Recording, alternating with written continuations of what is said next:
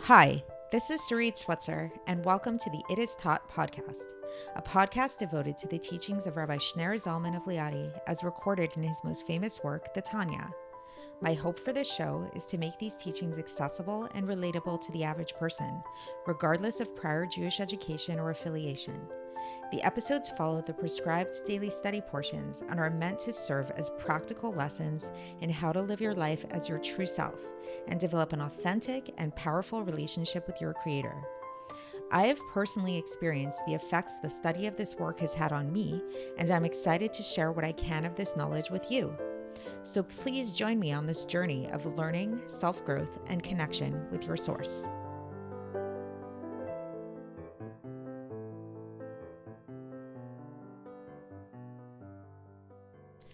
Hi, and welcome to the It Is Taught podcast. This is episode 449 for the 23rd of Shevat in a regular year.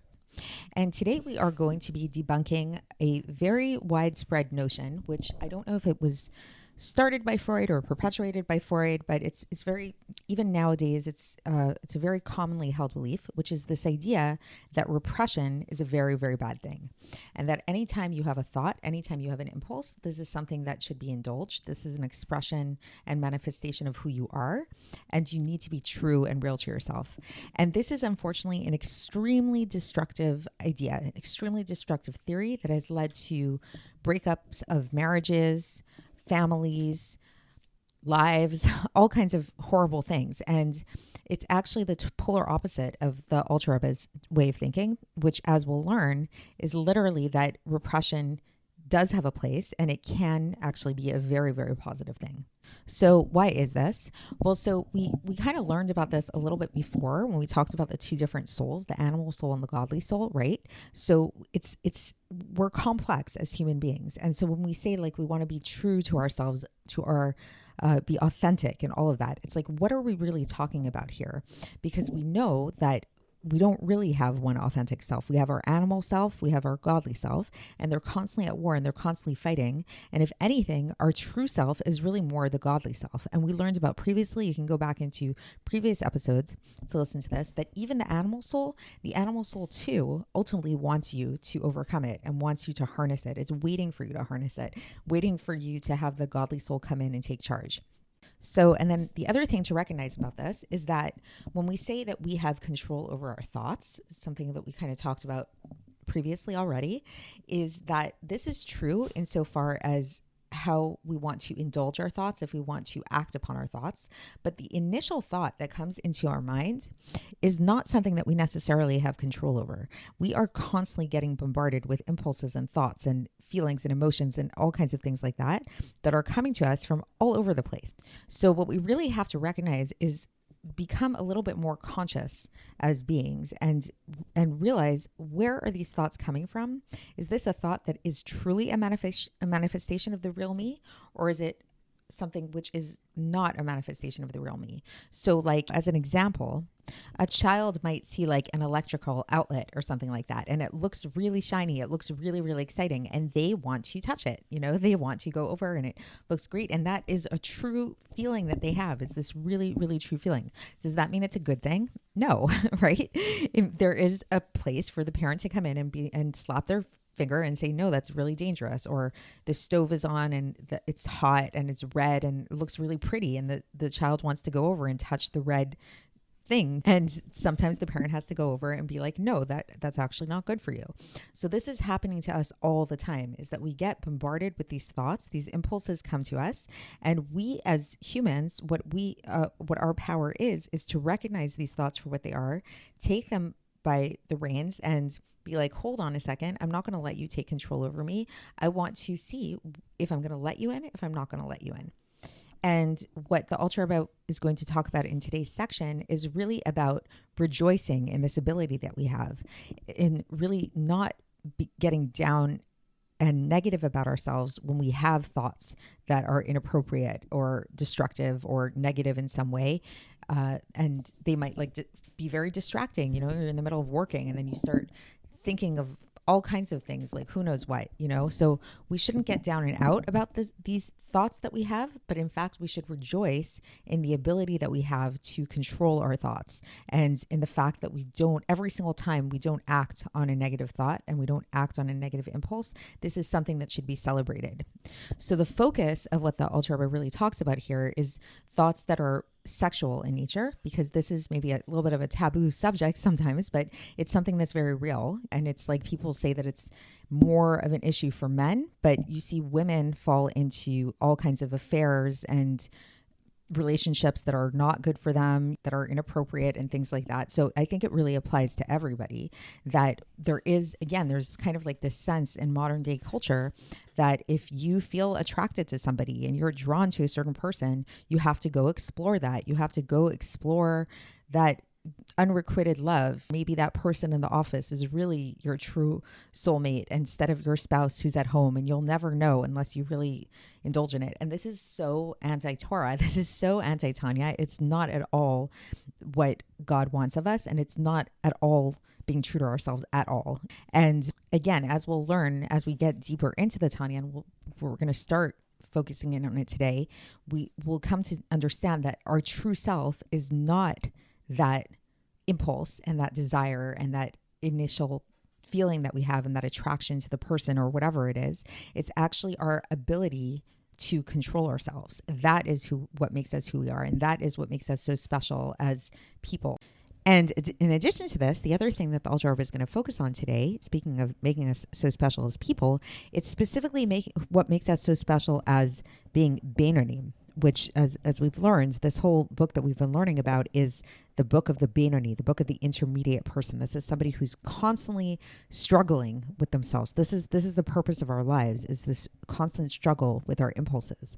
And so what this will actually help us come to realize, when we recognize that this is who we are and that this is our purpose, this actually is going to lead us to a feeling of joy in this service, because as the Alter Rebbe will explain, the reason why we get sad, we get upset, we feel guilty when we merely have these impulses to do negative things and we get down and out about ourselves, when we have inappropriate thoughts, is because we make the mistake that we are tzaddikim. We make the mistake that we're righteous people. And at tzaddik, it's like, it's like a holier than thou.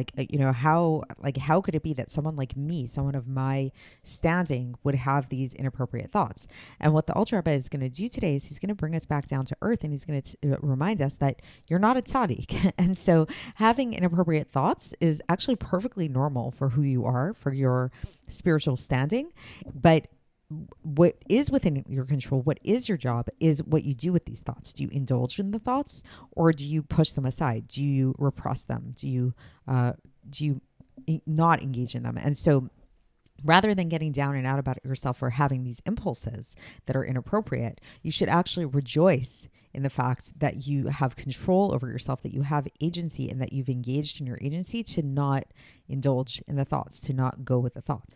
So it's kind of a humbling process here, where the Alter Rebbe is going to shoot us down from our high horse, or as we'll see, the imagery he uses is an eagle, where to realize that we're not these greater, holier than thou kind of people. We're not. We're people. We're humans. We're Beinonim, and that's okay.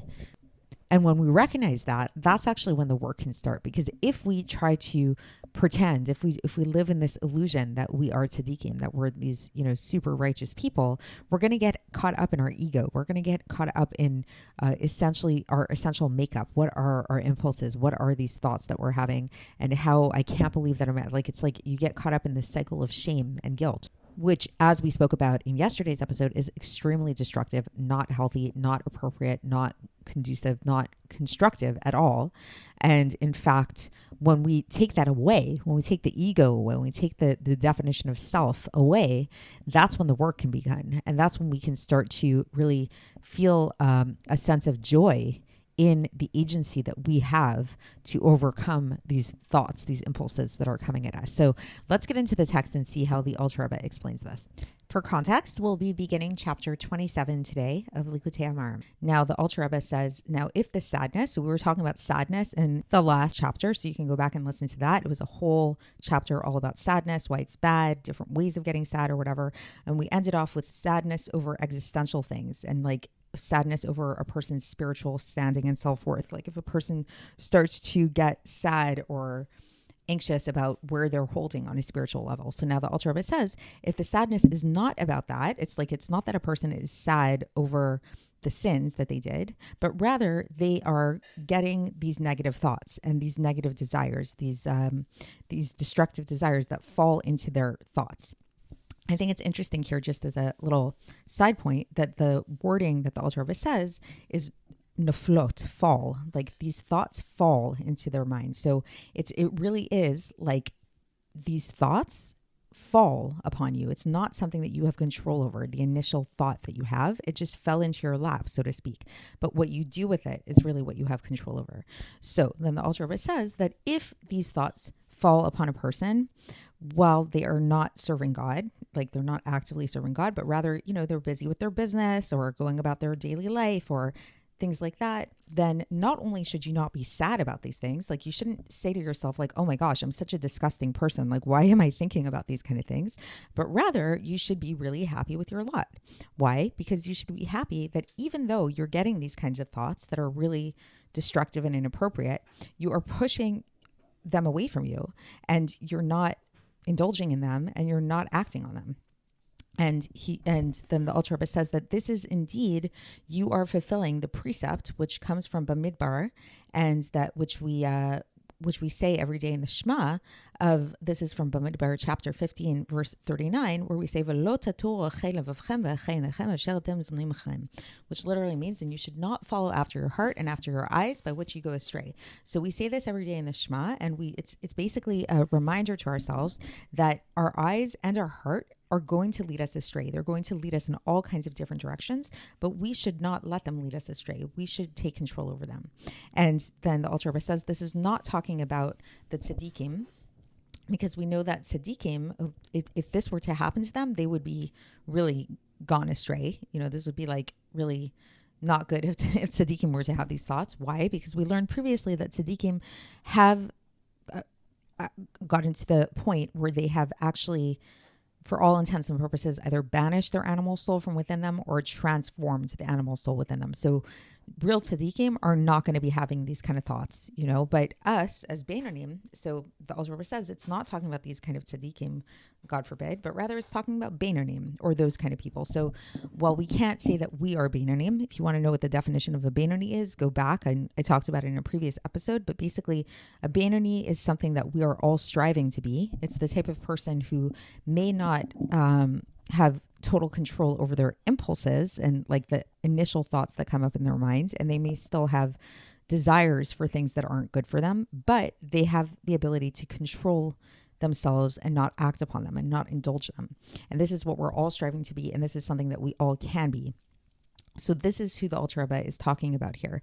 And he's saying that these kind of people, us regular folk, so to speak, who are not in the category of tzaddikim, when these thoughts fall upon them, and the Alter Rebbe says, he explicitly says here, that are erotic in nature. So that's really the biggest temptation that tends to come up, is like sexual kind of thoughts, whether they are permissible, about permissible acts or non-permissible acts. So that whole domain really just like such a powerful force of sexuality, which that's a topic for another time. But why is it that it can lead to so much destruction? Because it actually has a lot of power to it and can be something very holy.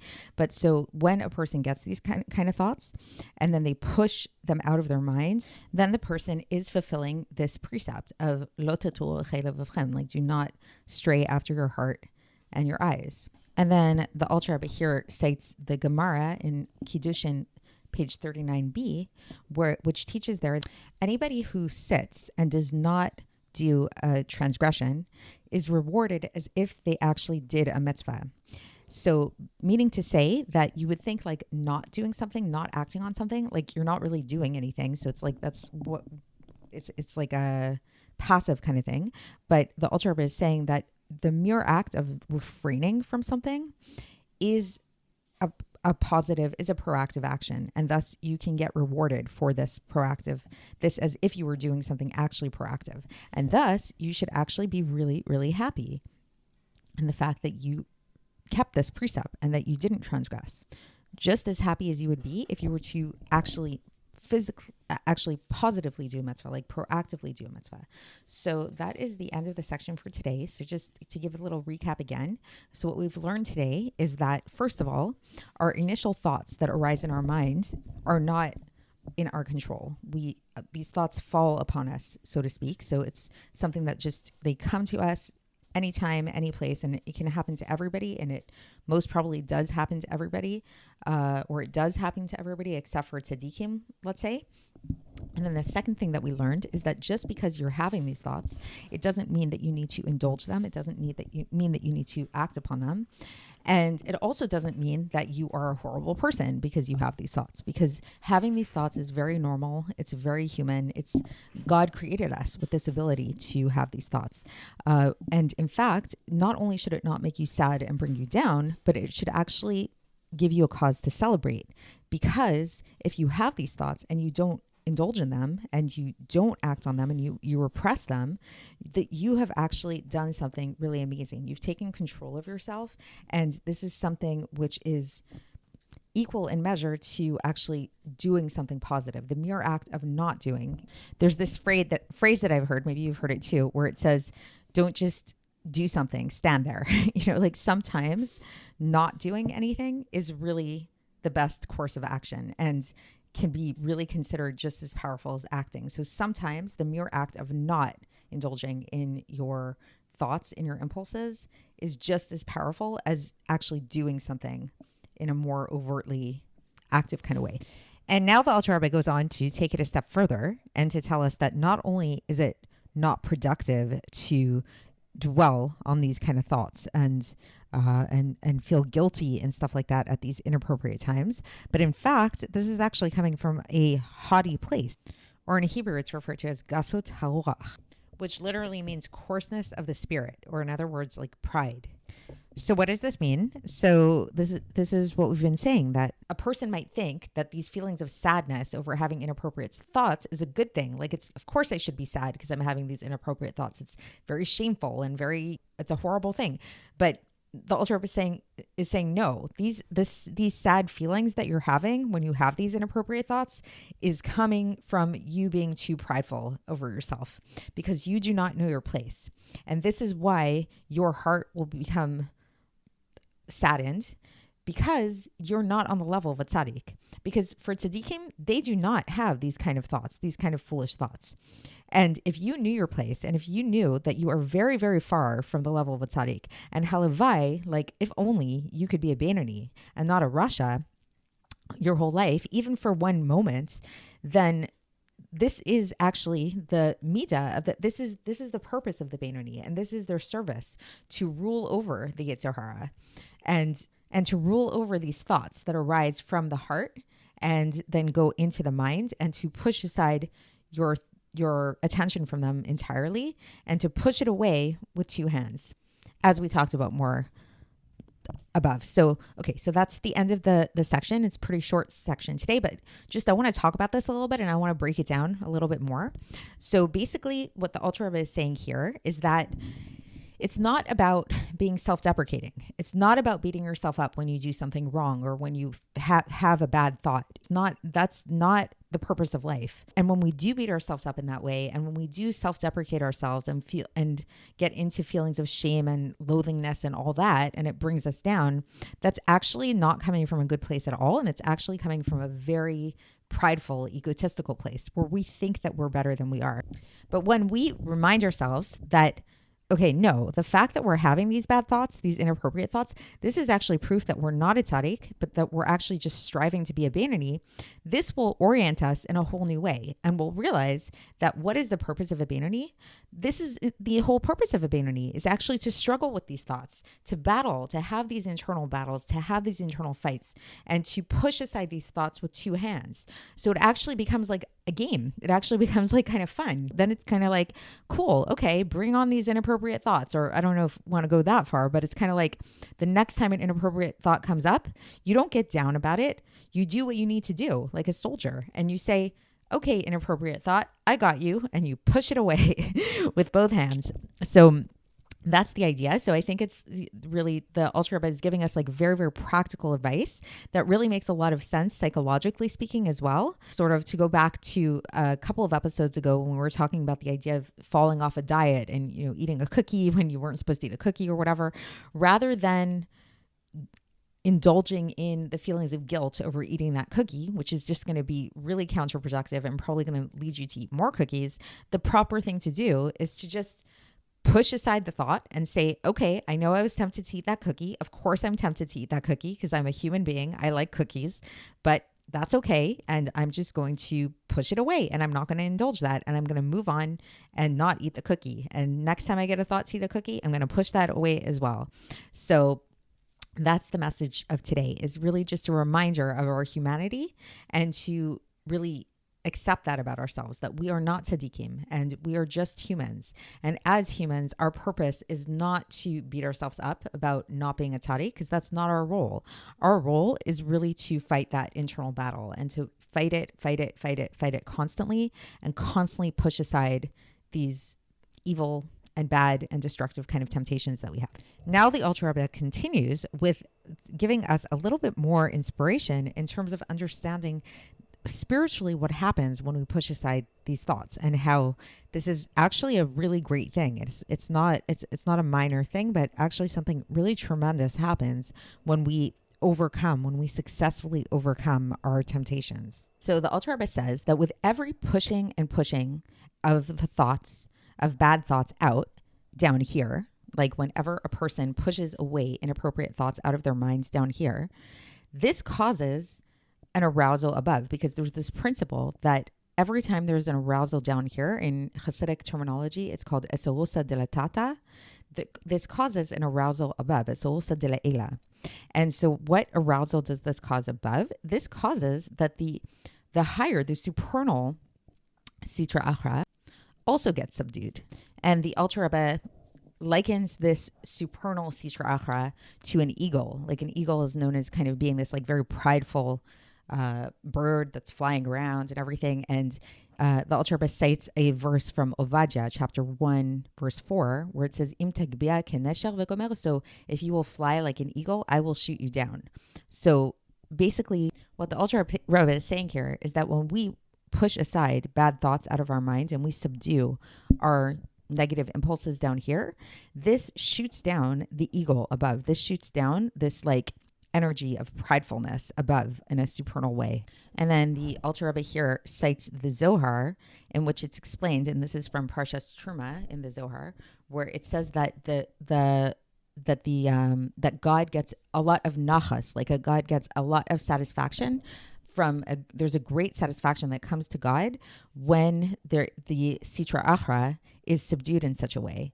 Because when we subdue the sitra achra down here, what happens is that the glory of God rises up above more than any other praise, and the ascent is greater than all else. So it's a very, very great ascent, and that happens as a result of our actions of merely just pushing aside our bad thoughts.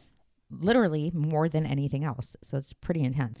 So that's the end of the section for today. So in sum, this chapter is really to remind us of our humanity and to make us feel a little bit better about the fact that we are human, and to recognize that having negative thoughts, having inappropriate impulses, temptations, this doesn't make us a horrible person. This just reminds us of the fact of who we are, that we're not tzaddikim, and we're most likely never going to be tzaddikim. And that's okay. But what we can be is we can be beinonim. We can all achieve agency over our thoughts and over our temptations. And when we do this, because this is a tremendous thing, and the spiritual effects of this are really incredible. So that's it for now, and we're going to continue along these lines tomorrow when we continue with this chapter. So I will speak to you then. Thanks for listening to the It Is Taught podcast, hosted by Sarit Switzer. This podcast is dedicated in loving memory of my maternal grandfather, Avraham Yitzchak ben Binyamin HaKohen of blessed memory. Music by Shoshana. If you enjoyed this episode and would like to support the show, please share it with others and subscribe on YouTube, Apple iTunes, Spotify, or wherever you listen to podcasts. And make sure to leave us a 5-star review. To find out more about the It Is Taught project, including more information on my soon-to-be published book, please visit our website, itistaught.com. To catch the latest from me, follow me on Facebook, Instagram, and Twitter. Looking forward to speaking with you tomorrow, and until then, have a great day.